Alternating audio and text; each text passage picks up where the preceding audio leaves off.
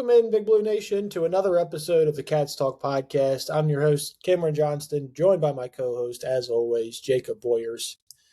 Jacob, the Cats are back.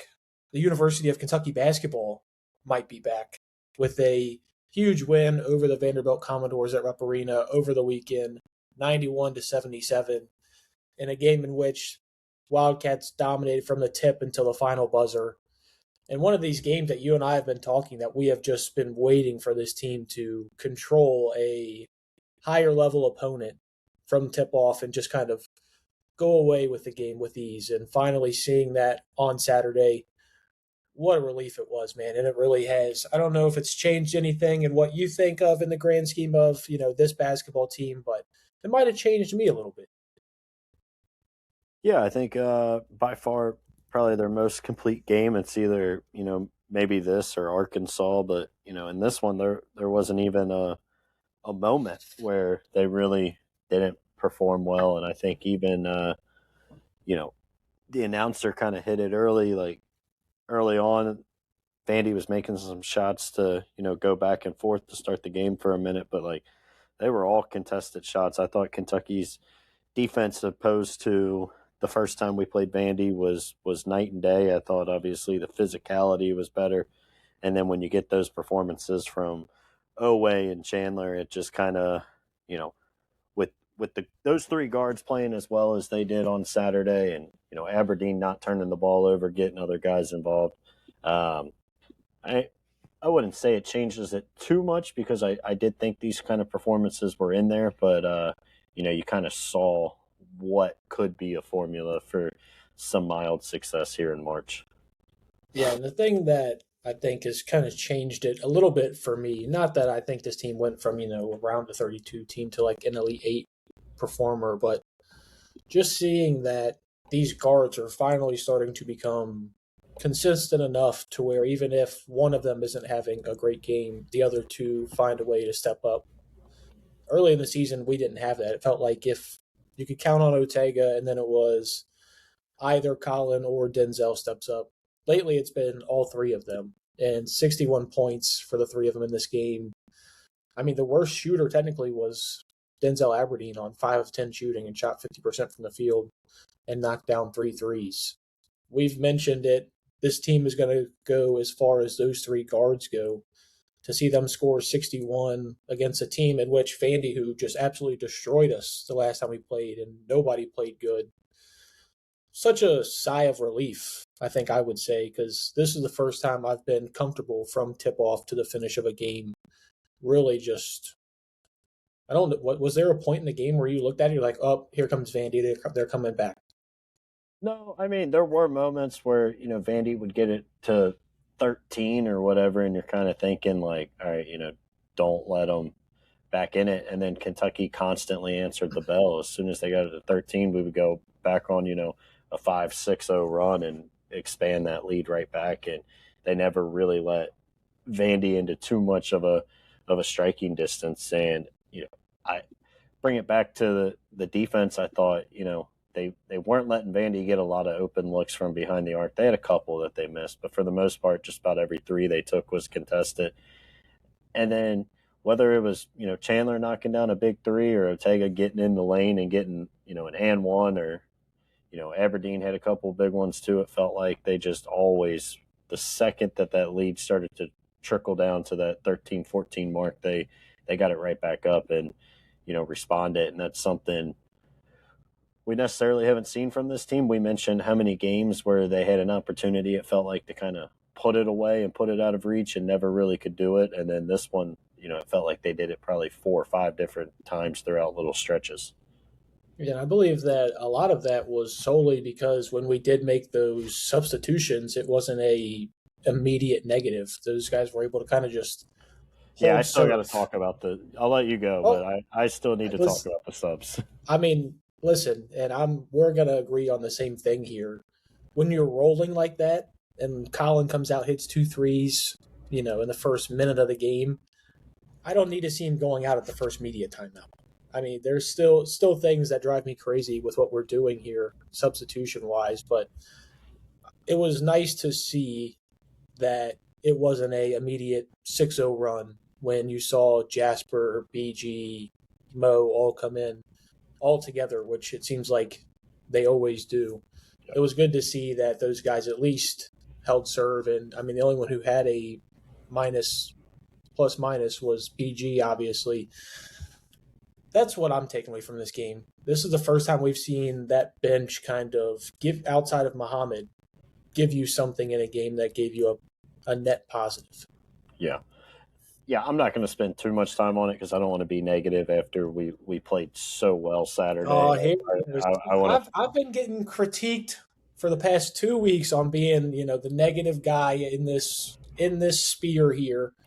And we just win by 14, probably our second or third best win of the season outside of Arkansas and St. John's. I mean, you brought it up. You're going to come in here with the negativity?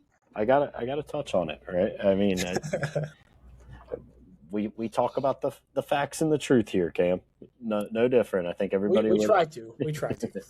Nah, I'm just kidding. But yeah, I'm not going to be super negative about it or spend too much time talking about it. But like, you still can't go Trent, Mo, BG, and Jasper on the floor all at once, and you did that pretty early in this game. And look, knock on wood, it worked in this one, and it didn't kill you. But I mean, if you do something 20 times and 19 of the times it has a negative result, I can't sit there and point at the one time that it didn't cost you or kill you and say like, okay, well maybe they figured it out. Because back to all the conversations we've had in the past few weeks, like I think it puts those guys at an unfair advantage. I think you saw the little bit that Jasper played later in the game. He looked so much more comfortable playing out there next to Denzel, and still Denzel being kind of the primary ball handler. Like, I just think all four of those guys at once is not a recipe for success, and you were able to get away with it in this one.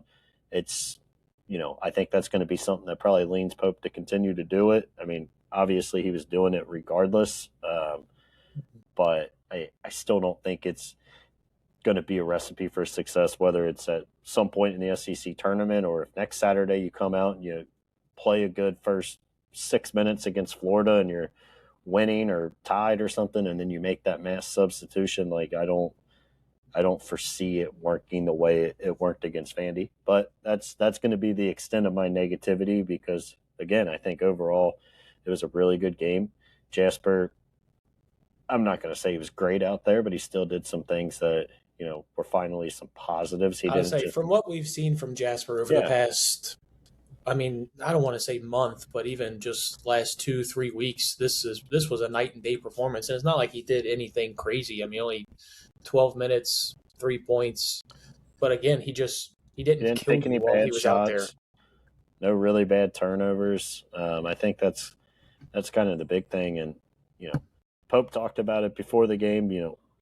When Kentucky has 11 turnovers or less, you can almost point to whether they win or lose based on that stat. In this game, you had 11, and I thought it was a really good game. And I know we keep talking about it, but man, and he was overshadowed by Collin and Oweh. But what Denzel's giving you at the point guard position, I think it can't be overstated, like how much of an impact that he's had positively on this team compared to, where we were at the beginning of the season and early SEC play. But I mean, his last 4 games, 16 assists and 1 turnover, and he's averaging, he's playing more than 35 minutes a game in those situations. Like, all of our turnovers have really come from everybody else. I think you found a constant and a consistent player that you need. And I think you kind of brought it up last week or maybe a little before that, but he really is becoming your most consistent player. I mean, this one, he had a really quiet 15 points. And, if you go back to early January, we would have been talking about 15 points. This is the best game he's ever played. And he was, phenomenal. And we would have, been extremely excited for it. And he was essentially overshadowed by Collin, Oweh, and even to an extent, maybe even Malachi a little bit. And to have him, if you're going to get this kind of performance from him, I am with you that it elevates this team because I think it just makes everything else kind of click. And when Collin's shooting that way it opens up stuff for Otega. Otega, when he's finishing around the rim, like, again, could we be in the second game of the tournament or even first round and, Otega can't finish a basket around the rim and Chandler's going 2 of 6? Like, it's a very real possibility, but you do kind of see when things are clicking, like what this team can kind of do.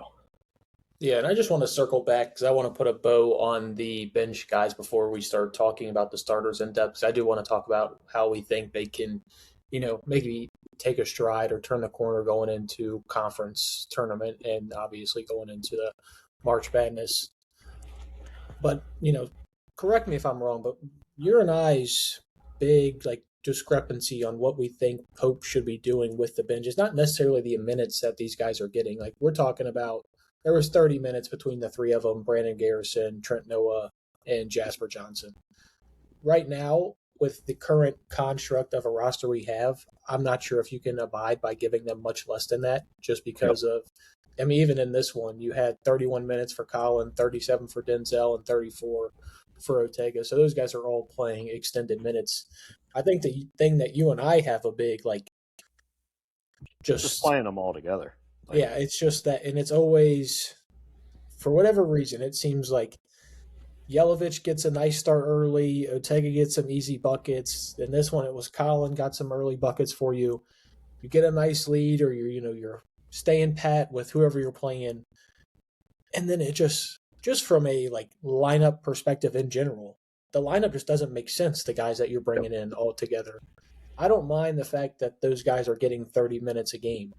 Now, hopefully, we're going to be getting some good news, and maybe JQ is going to be stealing some of those minutes. Maybe even Cam Williams is going to be stealing some of those minutes here down the stretch. But the way the roster is constructed right now, I think 30 minutes for those guys is fine. Yep. I just think you have to balance that with them staying out there with other starters. And I know it's definitely easier said than done. But we do have to find some sort of balance there when it comes to bringing all these guys in, because having Jasper and Trent on the floor together, it just doesn't work. And especially when you throw in having Brandon Garrison and then having Mohamed Diabate and then bringing in one starter. We don't have that one starter that can carry those other 4 guys to make that a successful lineup. And I think that's where you and I are looking at this holistically and wondering if Pope is going to change that going forward. Hopefully getting back these additions potentially is maybe going to fix that. Yeah. And, I also think, like we've talked about at length, it makes whatever that one starter is, look a lot worse in those 5 minutes. They look so bad during that time. Denzel's maybe the one you can kind of get away with it, and he was the one it felt like was out there for the vast majority of that. But we've talked at length of how much worse Otega looks with that lineup, how much worse at times Collin can look with that lineup when the defense pretty much knows he's the sole offense and the only one. If we do get Cam and JQ back, I hope that Pope keeps this kind of short rotation. And if you can pretty much tell me that Cam's going to take, Trent's minutes and JQ is going to take BG's, I'm all for it, and I'm ready to sign up. A-okay with me. But if you're telling me they're going to come back and probably not be 100%, and then you're still going to find 10 to 12 minutes for Garrison and another 8 to 10 for Trent, I'm probably not as excited about it, to be honest, because then I think you're back to where we were earlier in the year, where you just almost have too many players that are playing minutes that they probably shouldn't. And, I think you would agree at this point, I think it's very clear, Collin Oweh and, Denzel, outside of foul trouble or injuries, they have to be playing 35 plus minutes a game for this team to be very successful and do what we're, potentially hoping they can do and make a run to the second weekend. And I think that's got to be the recipe in order for that to happen. Between those 3, you probably want them playing, 105 minutes of your team's 200? I want every single one of them 35 plus. That's what 35 apiece is right at 105. So that's what you and I think have always agreed on, or at least especially this last month when those guards have really taken over and you've seen consistency from them. Yep. And then when you're talking about that last 95 minutes, I don't want it to be like just how you mentioned there. I don't want it to be if Quaintance comes back, if Cam Williams comes back, it's 5, 5, 5, 5, 5. You get 5, you get 5. I want it to be a BG. I'm sorry, buddy, you just don't have a role on this team. We get into foul trouble. Maybe I can find you some minutes there. Trent Noah, you guys know my feelings on Trent. I don't even think he deserves to be getting 6 minutes a game. And I don't think that's too much to ask of Cam Williams coming back off of a broken foot 6 minutes a game. I mean, obviously, you're not going to want him out there playing 15 to 20 minutes a game coming back with the conditioning issues I'm sure he's going to have. And same thing for Jaden Quaintance. If you can just schedule him in for 12 full out, give it your all minutes like he had against St. John's, I think you're signing up for the best version of him that you're going to get too. And then that still leaves Jasper with 12 and Mohamed Diabate with 23 minutes. And I like that. If you can get it going. I texted you, just a picture of Jaden Quaintance earlier today. I was like, are we getting good news? Maybe. I mean, this is the best it's looked in, a month and a half now? Yeah, I was pretty certain he wasn't going to play. And so was I, yeah. And I was pretty certain fairly quickly, after he missed a couple. I do want to say, I know his dad had some thoughts, and that's whatever. I don't think it's. Can I say something to that real quick? Go ahead. I fully understand your take, and Jake, you know this as a father. Fully understand you taking that for your children. You're on Twitter, dude. It always does more harm than good when a parent talks. It's not going to help anything. If anybody truly knows Jaden Quaintance and has had any conversations with him, you know how intelligent, how likable he is. And everyone knows that basketball is his life. This guy carries a basketball around 24/7. You can almost never find him without one. When you're adding comments like that, oh, don't talk about my son, you want to find the smoke, I'm all about the smoke, here I am. Yeah, dude, you're a big dude. I know why JQ got his size. I don't think anybody's actually going to want to go and fight you. I think I think the reason for a lot of this hostility has been the fact that I think Mark Pope needs to take some ownership of it. I think the rest of the staff does.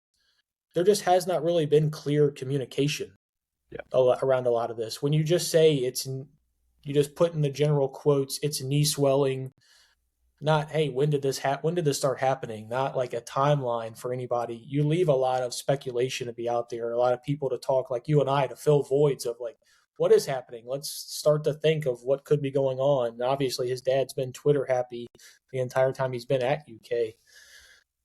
Yeah. Please just stay off of Twitter. And this is somebody who I didn't get a Twitter until I needed to for this. Just stay off Twitter.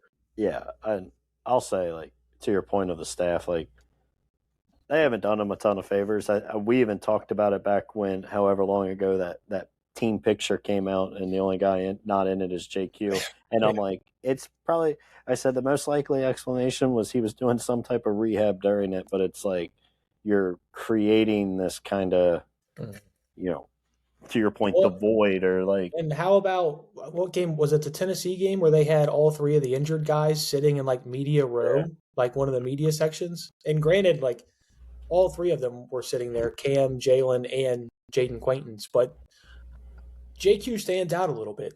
I don't know if you've noticed. He's a rather large guy, so even stuff like that, it just lets a lot of speculation to be had. Yeah, but back to the point I was going to make. I never thought with JQ it was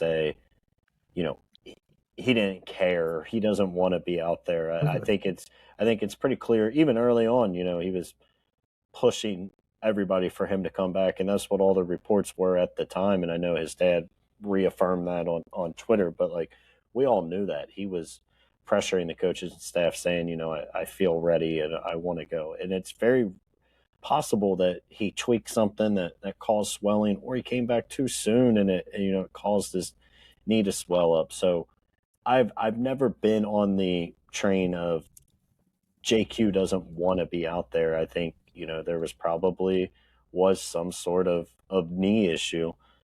So it is nice for him to continue to push and try to make a last-second push here in March.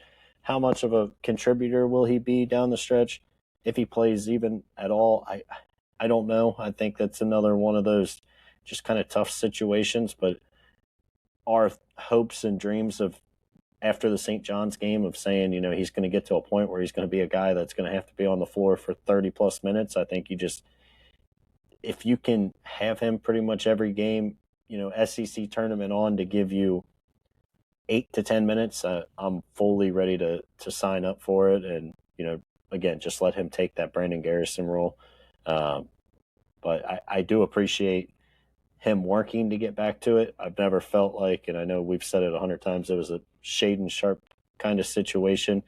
Mm-hmm. I don't even think, I know there's some people talking online that it's because he's 29th in one of the mock drafts and he realizes he has to play to get back out there.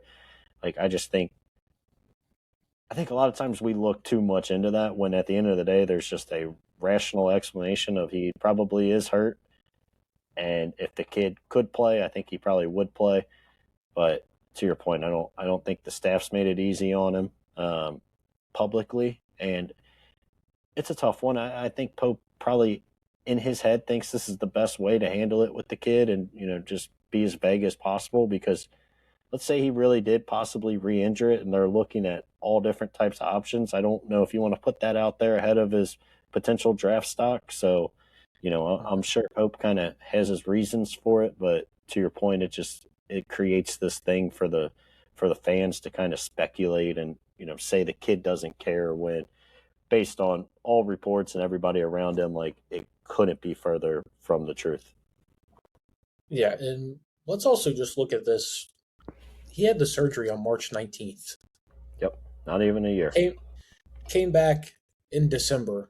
This guy tore his ACL, his meniscus, and had a fracture in his knee as well. So it wasn't like it was just one thing.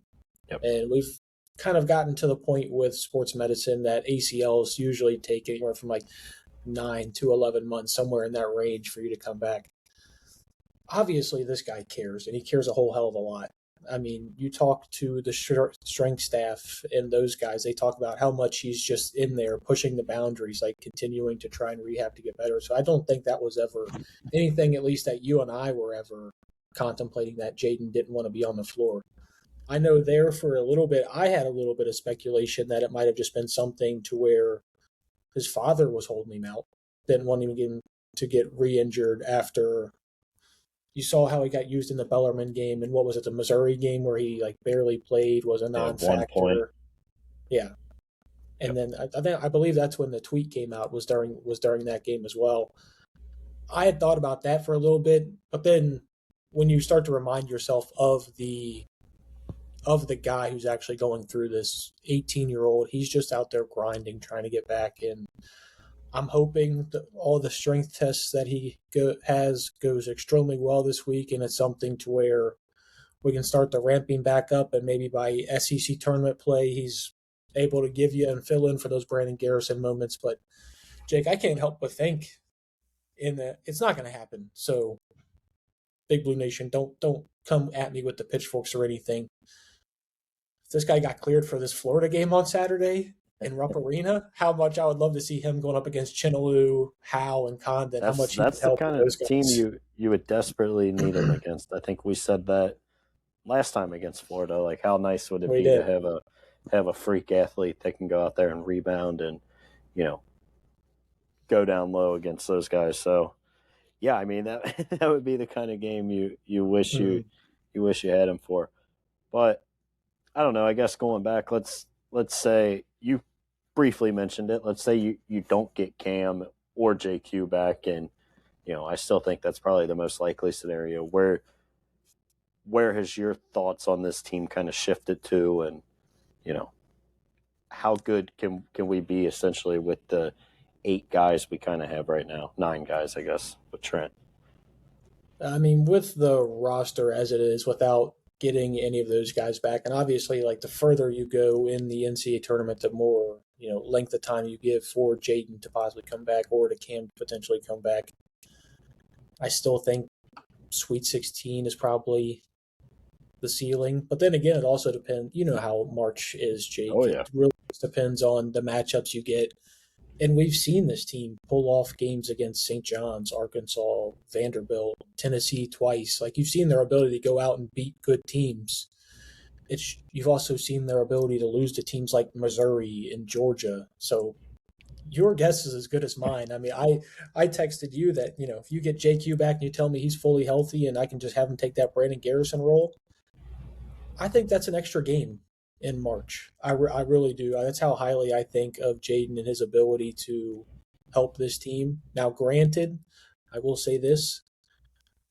Me personally, I can't think of a better 1-2 big man punch right now for this roster than Jaden Quaintance and Andrea Yelovich that I'd love to see out there. Will Pope do that? Probably not, because he just sometimes I think he watches the show, Jake, and he's like, oh, Cam wants to see Yelovich play in the second half. No, it's not happening. We just can't do it. Can't do it. Yeah, this was one I was surprised Yelovich didn't get more run in the second half.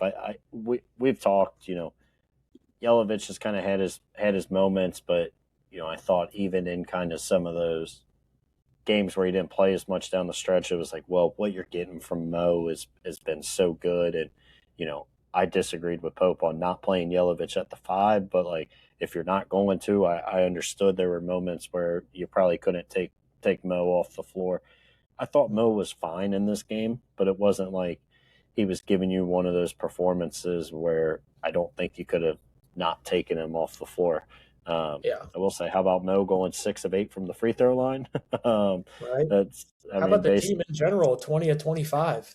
Yeah. I mean, heck, and there was a point even like Vandy was like perfect from the line. I don't know what they finished at, but like, yeah, I think as far as with this team currently, I think we're still just kind of where we've been all year, right? The roller coaster of emotions. Like, could they come out and lose to a 10 or 11 seed depending on what you get in the tournament in the first round? Absolutely. Could they get matched up against a 2 or 3 in the second round and beat them? Yeah. And it's going to sound like kind of loser talk because we are Kentucky and we're, there's no such thing as moral victories. When you look at what this team's done over the past, 2 months outside of getting killed at Vandy in the Georgia game, like for the most part, they've looked pretty good. Even the, lost to Florida, when we're watching what Florida is doing to every other team in the SEC right now. And I know you lost by 9 or whatever, but you were in it for the majority of the game. And when you see that they just beat Arkansas by 40 and they've beat, it feels like every other team by 20 to 30, like, I'm not going to say, that's a moral victory or anything, but I do think it shows that like this team's not as far behind as some of these other teams as we think. And I still I think Florida's probably one of the 5 to 6 best teams in the country. So if you tell me outside of the top 6 teams in the nation, you can compete with just about anybody, then I'm with you. It's all about the draw. If you don't have to face one of those teams till the Elite 8, is there a path for this team to make the Elite 8? Yeah. Is there a path where, again, they come out and lose to a 10 seed in the first round? Absolutely. I mean, that's really that's as good as we can explain it. And I'm looking, just like browsing the top 25. I mean, there's teams that, like, if we played Texas Tech right now, I don't think I would look at that game and say, oh, can't win that Without game. JT Toppin? Yeah. I mean, even Nebraska's ranked 9th right now. I mean, there's a lot of good matchups that I think, just depending on how it drew up, who's healthy. I really think outside the top 5 plus Florida, like you're right there. I don't think we match up well with Alabama either. I think that's kind of been proven. Just in general, I just don't think that's a good, for whatever reason. I mean, this is not that great of an Alabama team, and I think that's been proven throughout the year. I still don't think that's a team. I mean, that's just, it's where we've been at all season. It's kind of just like, you look at this team through stretches and you're like, man, they're really finding something. And even after the Florida game, we're like, just how you mentioned there. You lose by 9, but it was at their place. You gave them a run. Florida's on a heater right now. But then they go out and lose to Georgia at home and then find a way to just piss all down their leg for that Auburn game and lose that one. Yep. And then it's like, all right, well, which team is this? Is this the team that had just beaten Tennessee and put up a good game against Florida, or is this a team who lost to a bubble team at home and then on the road against a team who might not make the NCAA tournament? Yeah, and I think like it's what we've said all year, like buckle in and hop on the roller coaster, right? I mean, it could be a very quick exit, or it could be something that's kind of fun, but at least now, at least it's fun now. Yes, it's fun. You you can see a vision where, you can possibly make a little bit of a run and win 2 or 3 games in the tournament. Like, that's not something a few months ago I even would have thought. I mean, hell, if you go back to December after that Gonzaga game, I didn't think this team was even making the tournament. So, like, I'm not gonna, sit here and say I'm lowering the expectations. And I think there's plenty of big time conversations to have in the off season about why this year didn't go the way we planned and what's next for Kentucky basketball. But at the end of the day, right now, you got the team you got, and you just got to try to enjoy it. And I think, there is a path for this team. I don't want to brag. I think I might have this team figured out. It feels like every time I'm telling you a week in advance that they're going to win a game, they go and win it. If, games I feel bad about. Also, not to toot the own horn, but you know where I'm going here. I got to throw it in. I know exactly where you're going. At the end of last week's pod, I told you, I expect a bounce back from Otega, and he was going to score 20+, and I think I said on 9 of 16 shooting, and that was exactly what he went out and did. So, I mean, at some point, Cam, you'll acknowledge me for the ball, know where I am, but that's not why I do this. I don't hop on here just to get flowers from you. I think it is. I remember somebody maybe 3 minutes after the game concluding sending me the clip of him saying Otega was going 9 of 16 from the floor. It was a little further after that because I was watching somebody. It took like 15 minutes, and then I saw someone tweet the box score. I didn't even realize that it had happened, and I was like, wait, Otega shot what? And then I had to try to remind myself, did I actually say that? So I had to go back and listen for my own personal, fact checking. I had to refresh the brain to make sure that was something you said out loud and maybe on air, actually. Hey, there is a clip out there. The proof is on YouTube, Spotify, wherever you get your podcasts. I'm on there saying it. Look at that promo. First time I've heard this guy do a promo for the podcast this entire time. I'm a team player, man. Everybody knows it. We've talked about this Vandy game. I think we were both very pleased, obviously, with almost everyone. I mean, was there anybody in this predicted game? It, one of us did it. Yep. Yeah, I told you you were gonna have a chance to win the game. It's just whether you took that opportunity or not. I also not sure if I saw this team shooting 11 of 22 from 3. And Collins started like 5 of 6 or something? That was with Collins getting taken away, which, Jake, I don't know if I'm in the minority on. I think it was the correct call. Collins he's been doing this. If you watch, and I will say this, he does awkwardly land on every 3-point shot he shoots. So there is a little bit of a basis for he does do this a lot. He does do it. It's a little Reggie Miller-esque.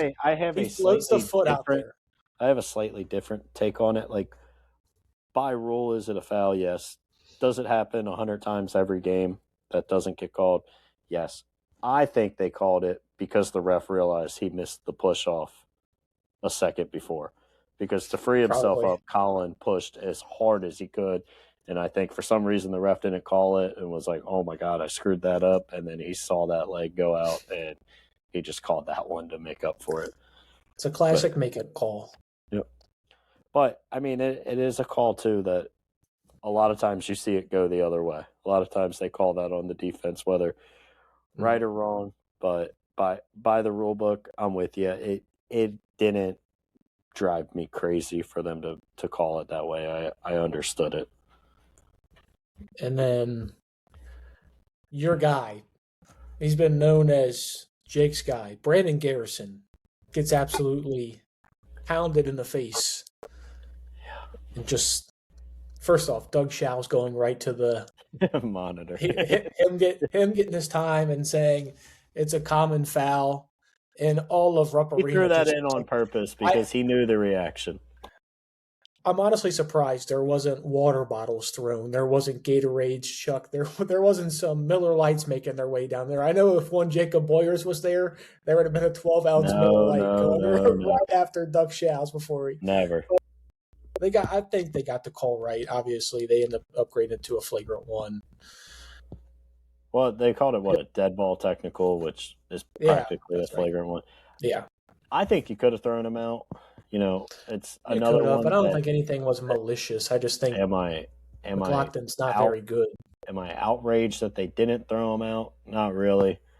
But, I mean. Also, for you, if it was going to happen to anyone, that was probably your first pick in the draft.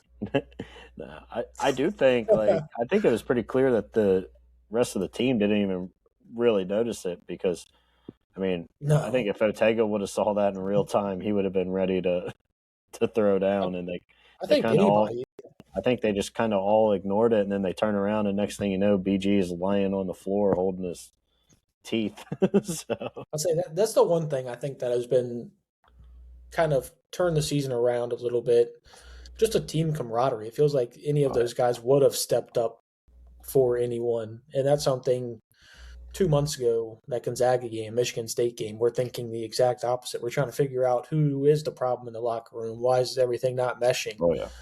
Now we're talking about guys stepping up for each other. We're talking about, Otega calling him and Denzel and Collin the three-headed goat.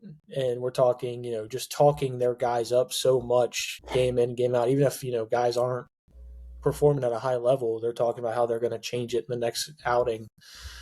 Well, it's been refreshing to see. Yeah, I told you last week that's been one of my biggest praises of Mo, really, since the LSU game. The way he's responded in that role, and he was a guy that anybody that sat behind the UK bench would tell you, he's constantly yelling at coaches. He's constantly yelling at the other players.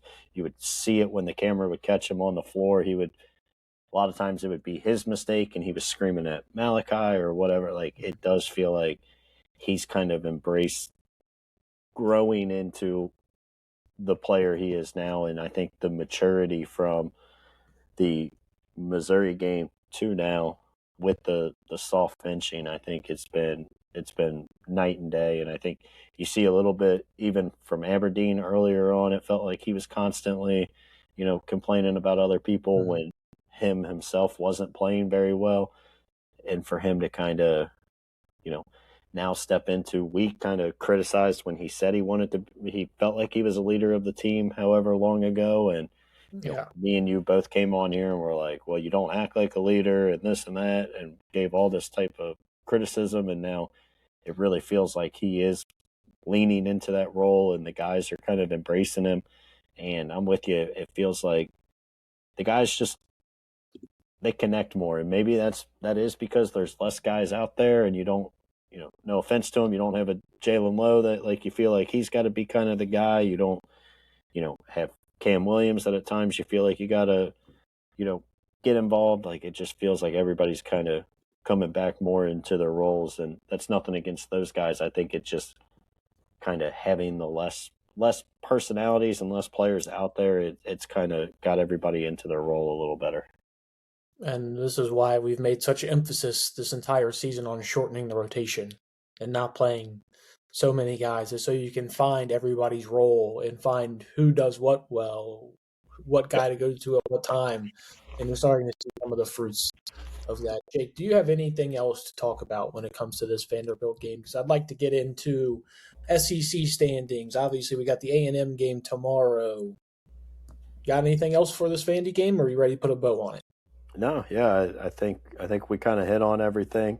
I'll give one more quick shout out to Malachi because I feel like we kind of brushed over him quickly. It's expected now, man. It really is. But when you look at it, that Vandy game was probably one of his worst in SEC play, or really honestly throughout the year. It felt like we talk about McLaughlin. I mean, McLaughlin, I don't think is a very good basketball player, but he's a guy that's going to play extremely physical and, kind of irritate you. And there were multiple times here, Malachi, even going back to talking about when Vandy would cut it to 13, there were multiple times they just threw the ball into Malachi and he hit that little, good post move.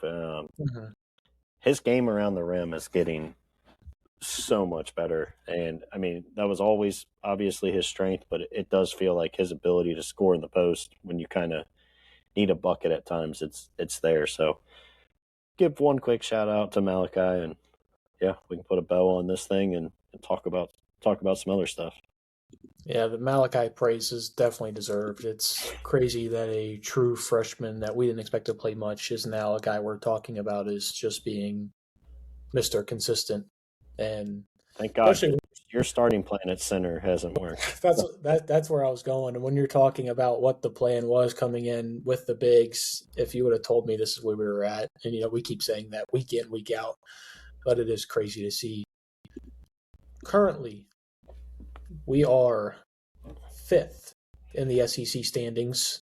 We're behind Missouri, Arkansas, Bama, and Florida. We do still have a chance to get a double bye, Jake. Whew. You can even lose tomorrow and get one, right? Like I think you can lose to Florida. I think you have to beat A&M, if I remember. I thought it was the other way. I thought there was a path where, but I don't know. Regardless, the fact it's on the table is pretty insane. A&M is 9-7 in the conference, and we're 10-6 in the conference. So if they beat us, they would have the tiebreaker, and then they could win. So I think we have to beat A&M tomorrow for that double bye. Maybe it's that if we lose to A&M, but then come back and beat Florida, and A&M loses. I don't know, whatever. But I mean, either way, we're talking about. It's on the table. We went from 2 weeks ago fighting. 2 weeks ago we went from fighting for first place in the SEC, or 3 weeks ago with that game against Florida, and then you lose 3 straight, and it's like, oh, dude, we're playing at 1 p.m. against whoever. And you're like, oh, we're talking about Wednesday again. And again, to this roller coaster of emotions we've had with this basketball team. And now we're talking about controlling your own destiny, potentially, to getting a double bye. And, I mean, if you look at it, it's truly on the table. Missouri still has to play Arkansas. That's a game they could very well lose. Arkansas has to play Texas and Missouri. And then Tennessee still has to play Vandy. So, I mean, the 3 teams that are all right in your little bracket right there that you're fighting for spots with all have tough games. Now, granted, so do you. You got to go play on the road in College Station and then have Florida at home. But what are you thinking? If you had to pick a prediction now based on the week that we have ahead, where do you think the Cats are when it comes to this time, Wednesday of next week? What seed do the Cats get in the SEC tournament? Yeah, I'm going to be honest. I don't know about an exact seed just because I'll be completely honest. I haven't looked at all the tiebreakers and, hey, what's Tennessee going to do over their next 2 and A&M? I will say this. I think Kentucky goes 1-1 this week. And honestly, I'm probably picking the loss tomorrow night. And I think they come back and get Florida in the last game of the season. But I think if you can find a way to stay, whether you get the double bye or not, if you can find a way to stay either on that 4 or 5 line, I think is huge. If you tell me you get a second round matchup, Friday matchup against a Missouri, or, maybe if you're the 4 and they even get upset on Thursday and you don't have to face a Florida until Saturday, I'll sign up for that now.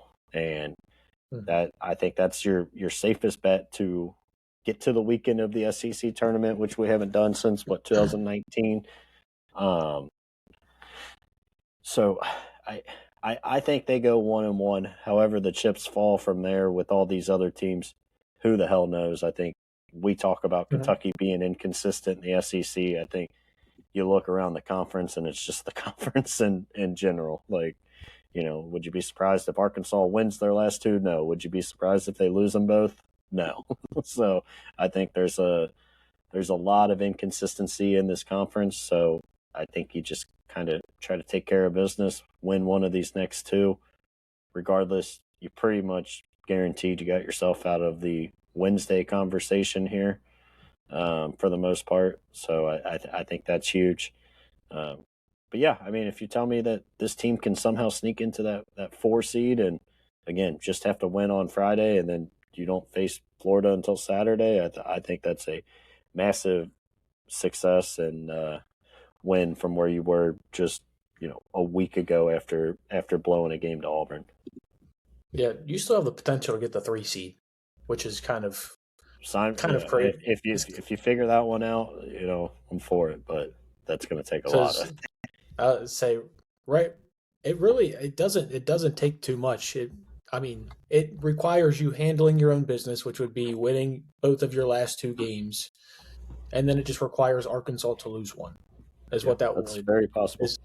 Is what you would need. So you just need, and they play Missouri.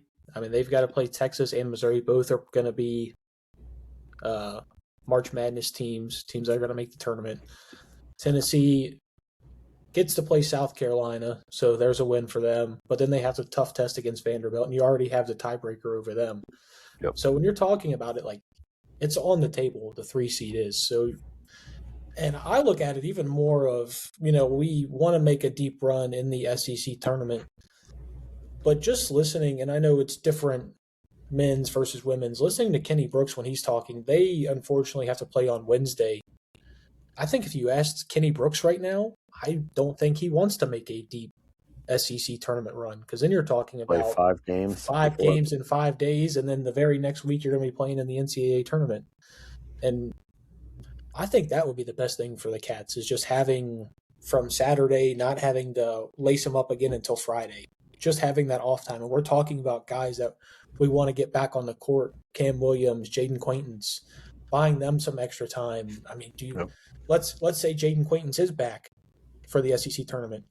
You want him playing 4 games in 4 days? Do you want him playing potentially 5 games in 5 days? No. So I think the best thing is just for them to get in there, hopefully get that double bye. It's still very much on the table.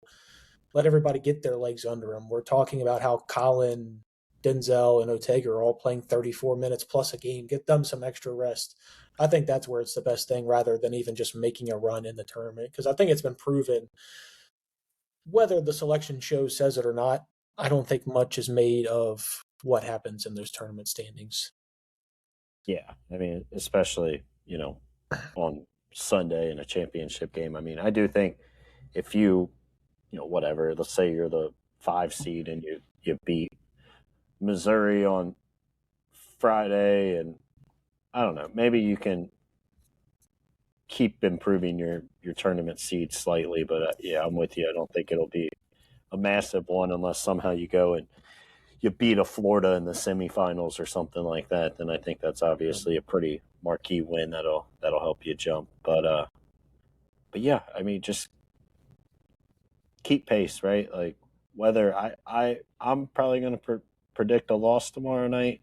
Just, you can't go out there and, like, don't lose all this momentum by getting ran like you did against Vandy or whatever. Like, even if you lose this game, I think, objectively speaking, like, this is a game where you can lose. I don't know what the line is. I don't know if it's out yet, but, like, at A&M on paper, that's not a breeze. So if you can find a way just to win one of these last 2, keep good positive momentum heading into Nashville. That's the other part of this that we haven't talked about. Like, you're going back to Nashville, which we've never seen this team play good in. Like, I don't know what it is about that city. You have I can't say something, Jake. And it was a buzzer beater. I go to the SEC tournament virtually every year. As of time of recording, I will have family there, but I am not sure if I will be there. So maybe that's the blessing. I think maybe so. It is what it is. I think we got to keep you locked in your apartment the whole time we're in Nashville. Well, I do want to say to, like, the UK media credentialing staff and everyone who oversees the basketball program when it comes to media, I've been credentialed for 2 men's basketball games this year, and it's been your 2 biggest wins. I'm not going to say it was me and that I had something to do with it. I mean, I'm people also are saying saying. I'm also saying you can't prove that I wasn't the reason that you didn't beat Arkansas on the road and St. John's in Atlanta. I mean, yeah, we can leave you. We can leave you home for Nashville, but I mean, we might have to send a letter to Mitch Barnhart about NCAA tournament and making sure you're there. We're going to have to figure it out because watch us have to go to like Sacramento, and you gotta fly out to Sacramento. You finally get credentialed. I'm gonna have to drive out to Sacramento, get out there. By the time I get out there, the game's already over. But I'm looking right now at the projections based on KenPom, the latest ones as of Sunday. Right now, they currently got us projected as a 5 seed in the SEC tournament. You'd be facing the winner of Ole Miss and Oklahoma. And then if you win that game, you'd go on to face Missouri, who's currently that's a path. That's 2 very winnable games. You get your lick back against Missouri, and then you probably lose to Florida on Saturday. But whatever. Sign me up for that. I think we would obviously all like the double bye first, but if you're playing on Thursday to get 2 wins and then you happen to lose to Florida, one of the best teams in the country, you still get another day off. You don't have to play a whole nother game. It might be one of those things that is a blessing in disguise. Let's talk about this Texas A&M game now. Now that we've talked about the SEC standings. A&M is a 1.5 point favorite, by the way. I just looked it up. So, Jake, I believe you're higher on this A&M team than I am. This is one that we've kind of looked at differently throughout the entire season when we've done our projections. I know this is a road game, but tell me what about this game makes you feel a little uneasy. I still think like we've seen this A&M team be pretty good. I mean, they do have some bad losses, and they've kind of stacked up here. But like they also had probably some games they should have won that they lost. I mean, I remember that Alabama game they lost by 3. They probably should have won that. They lost to Missouri by 1.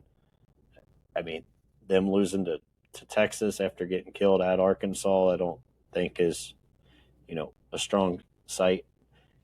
I look at it very similar to almost how I looked at that Auburn game, except I think A&M's a better team than Auburn. Like A&M for their seeding desperately needs this. Like they're going to make the tournament probably pretty much regardless, unless they just happen to lose out and then lose their first game in the SEC tournament.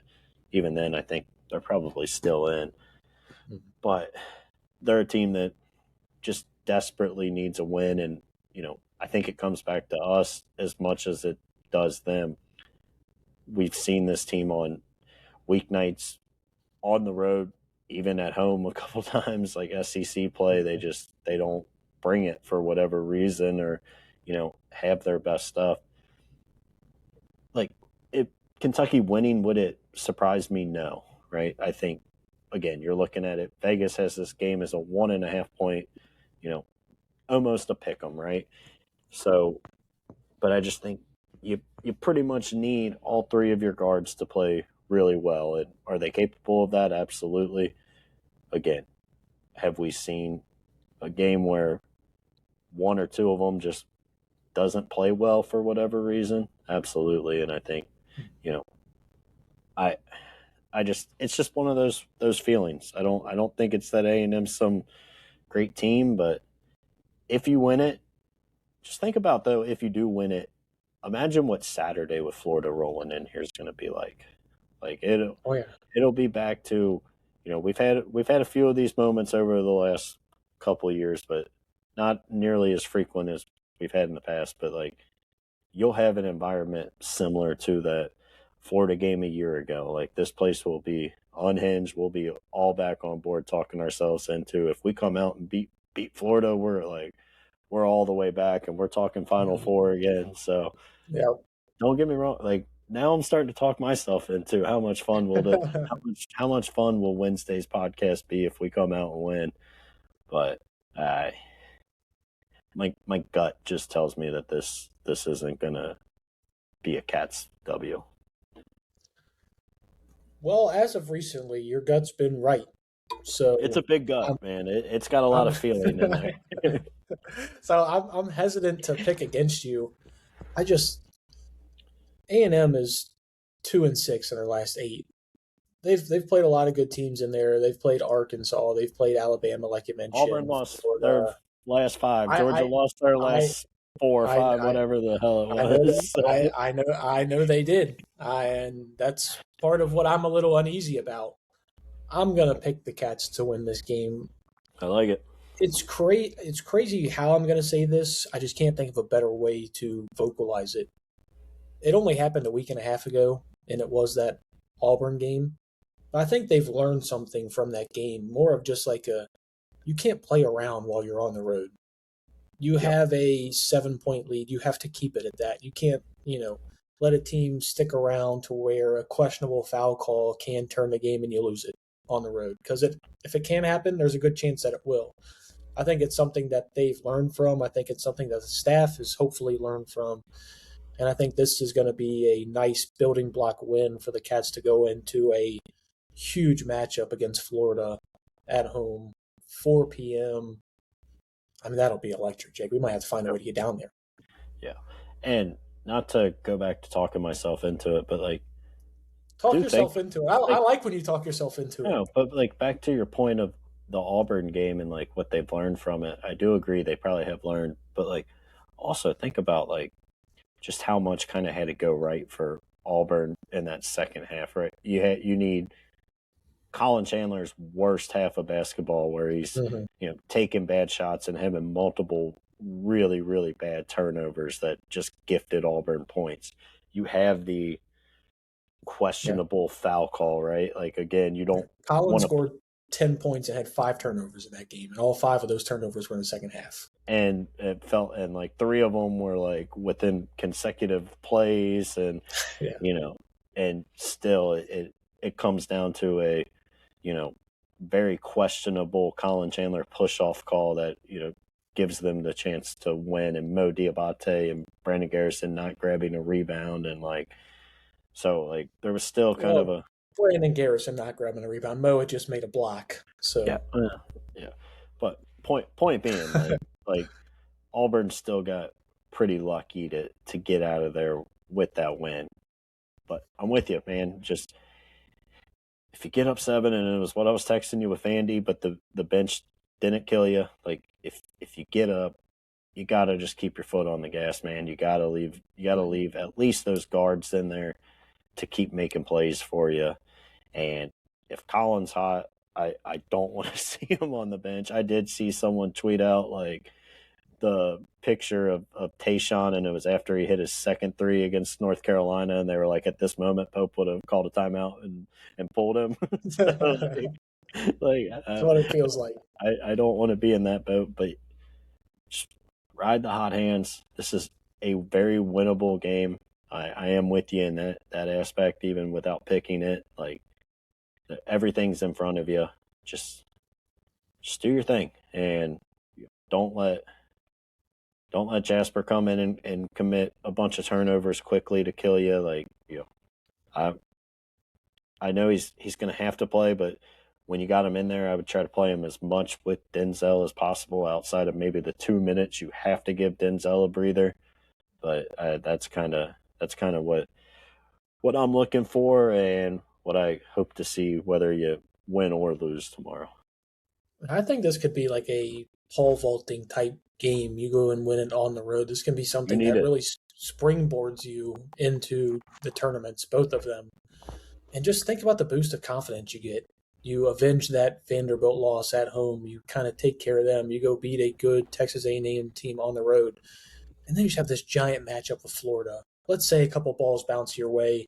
You win that game against Florida. Talk about the momentum that you're starting to build going into March. Everything's turning Kentucky blue. You and I are over here. We're on cloud 9. We could be talking about a potential 5 seed in the NCAA tournament. Exactly. I think right now you're projected as a 6. I think if you win just one of these last 2 and then a game in the SEC tournament, I think you're probably on that 6 line. So you come out and go 2-0 and don't kill yourself in the conference tournament, like this team could be playing back to a 5, dare I say 4 seed.